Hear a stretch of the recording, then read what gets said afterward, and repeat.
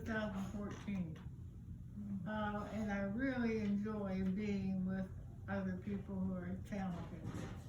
What a talented group to be a part of. What I like best are the collaborations, when we take somebody else's work and give our interpretation of that work. And it's amazing to see it come to fruition when you put it all together.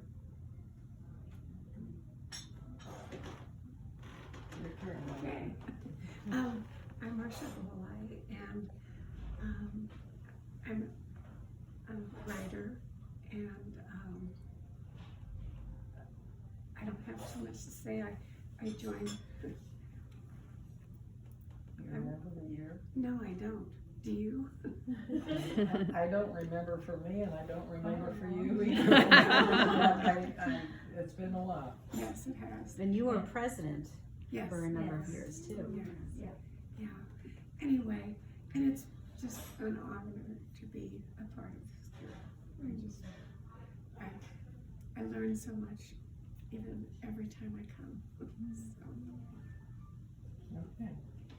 Well, maybe some of you, if you were at my presentation at Graves Recital Hall, maybe you can remember I got out a certificate. I found the certificate when I joined, and I cannot remember the date on it, but I think maybe it was 1984. I had been the composer we had. I was in the group at that time. Our group was strong, and the one in Dublin was strong. I don't remember the third group as being, before we joined, I don't remember the third group as being a strong group.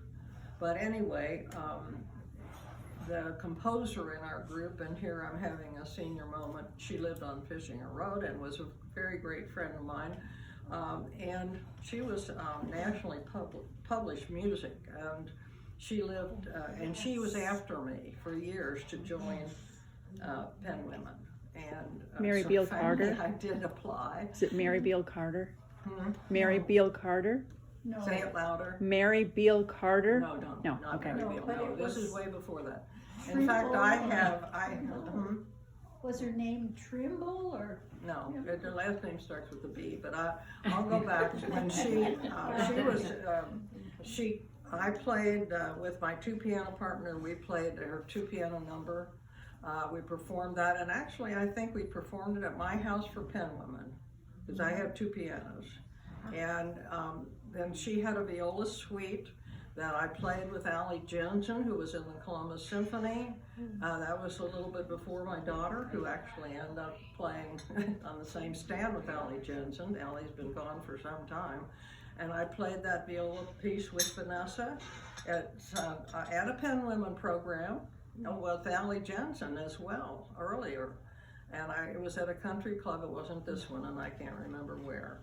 So a lot of her, and she had piano solo music as well.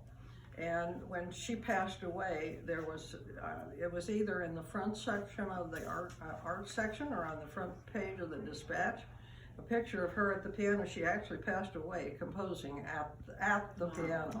So I have that at home. I'll try to make a copy of it and give it to you. So anyway, she got after me to apply, and I did. And now Mary Hoffman might remember one of those performances, but I don't think anybody else here was a member then, and so that I spoke of. So anyway, in the group that she was in, she was the only composer. Actually, I think she was probably the only composer in both groups. And in the group I joined, I don't remember other artists. All the artists seemed to be in the Dublin group.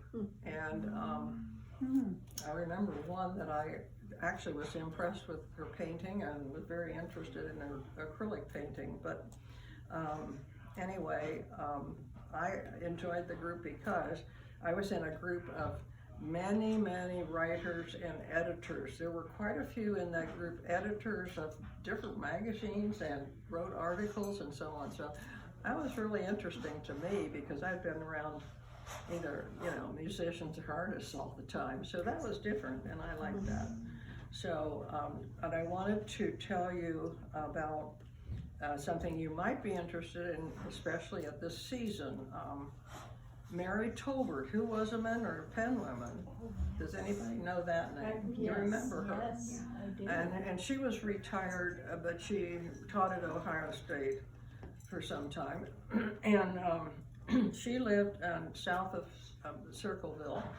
And I'm not sure Penn women ever went there to her place, but she did come to Penn women meetings. And but her place, you should go to it because she's passed away now. But I went there after I met her, she invited me to come down, and now her place is owned by, whether it's a state or that area, Circleville or Chillicothe.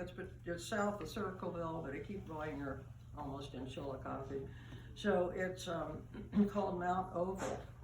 And now it is owned, like I say, she's given it to the city or the state. And they have tours, and at Christmas time you should go, because Vanessa and I went on a tour a couple of years ago, and it's really, they have many at Christmas time, so you should do that. But anyway, her home is, I went down there, and she had she had piano music that she let me have, many editions of 2 piano music that I used with my partner for concerts that were out of print. So, but her home is, she got out the historical stuff about the home. It was built on the architecture of Thomas Jefferson's home. Wow. And actually has it in books, it's mentioned her home. And so you have a big center apart to the home, you have a dome, and so